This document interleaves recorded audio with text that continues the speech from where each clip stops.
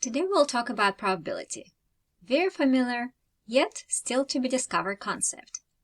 We're becoming a transition from descriptive statistics, which is collecting, organizing, and presenting data in table and graphs, to inferential statistics, making conclusions based on our calculations.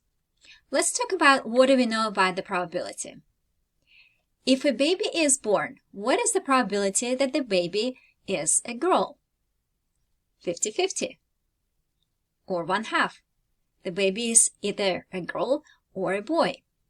In reality, it's slightly different, but we'll consider the 50-50%.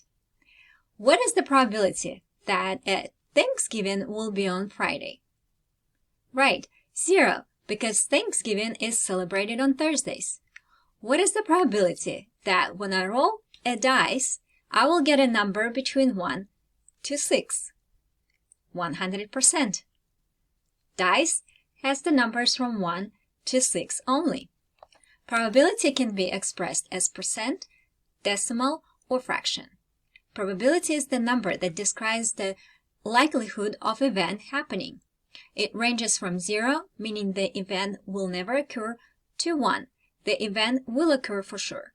The more close that number to 0, the more unlikely we say the probability of the event happening. The closer the number to 1, the more likely is the occurrence of that event. Before we dive any deeper into this fascinating topic of probability, let's learn some definitions. An event is any collection of results or outcomes of a procedure. A simple event is an outcome or an event that cannot be further broken down into simpler components. The sample space for procedure consists of all possible simple events, the events or the outcomes that cannot be broken down any further. For example, if we use B to denote a baby boy and G to denote a baby girl, with one birth, the result of one girl is a simple event, and the result of one boy is a simple event.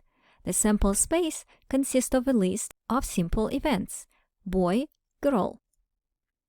With 3 births, the result of 2 boys followed by a girl is considered a simple event.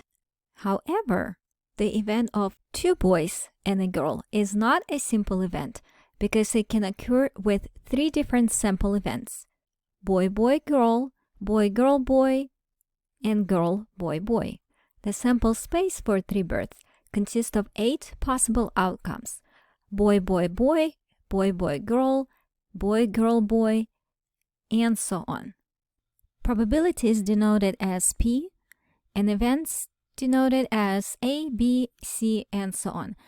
P of A means the probability of event A occurring. There are 3 common approaches to finding the probability of an event. The first one is relative frequency approximation of probability, when we conduct or observe a certain procedure and count the number of outcomes that event A occurs. P of A is approximated by the formula: the number of times event A occurred divided by the number of times the procedure repeated. The example of relative approximation is when we want to find, for example, a probability of 2 boys and a girl being born in the event of 3 births. Remember, when there are 3 births occurring at the same time, we have 8 possible outcomes. The number of times 2 boys and 1 girl are born is, let's count, boy, boy, girl, girl, boy, boy.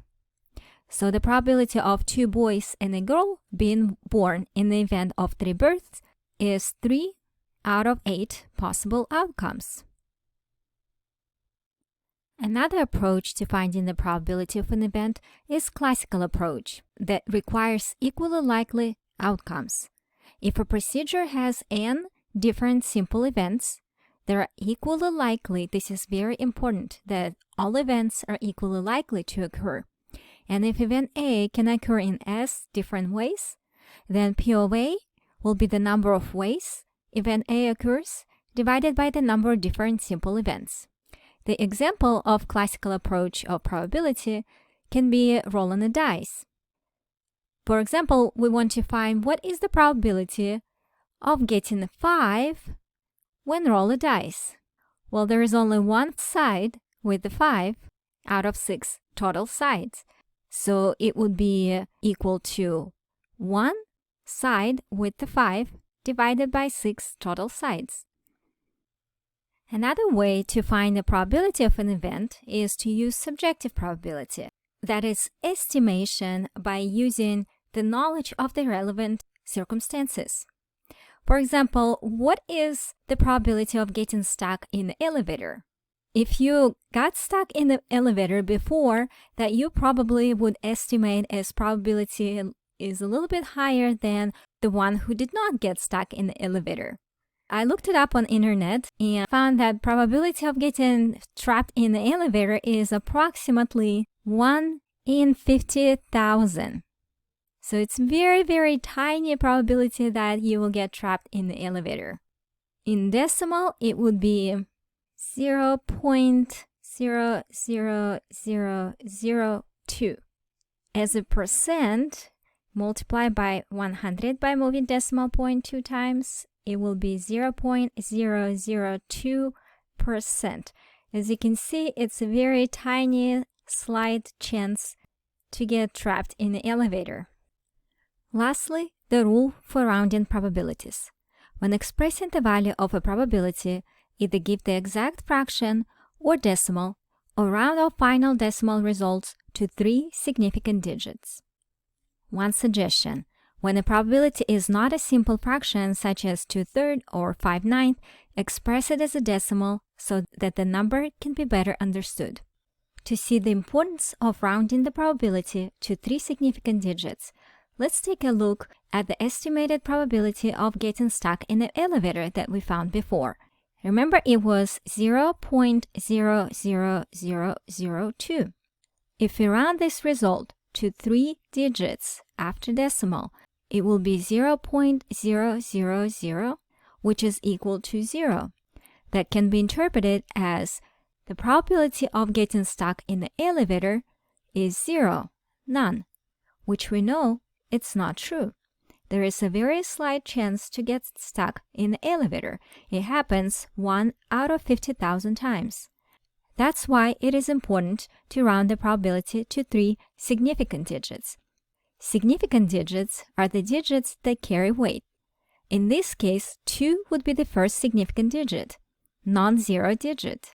And if we add 2 more zeros after 2, that would be 3 significant digits. These zeros do not count as significant digits. Now, in this case, 120 or 120 has 3 significant digits, 1, 2, and 0. In the next video, we'll look at addition rule and multiplication rule as a tool for finding probability of 2 or more events. I'll see you soon.